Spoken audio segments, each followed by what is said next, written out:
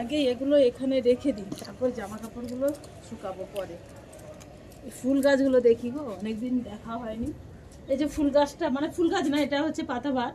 দেখো, এটা 2-3 দিন বাথরুমে রেখেছিলাম, কিন্তু তারপরে লাগিয়েছি, কি সুন্দর মানে গাছটা হয়েছে দেখো। আর এটা তো আমি হলুদ হলুদ চেয়েছিলাম, চন্দ্রমল্লিকা আমাকে দিয়েছে দেখো, ঠিক আছে। মানে ঠিকঠাকভাবে কালার বলে যেটা, সেটা হয় না। আর এটা আমি ডালিয়া ফুলের গাছ 3টা এনেছিলাম, শুধু একটা বেঁচেছে, আর 2টো মেরে ফেলেছে মরে।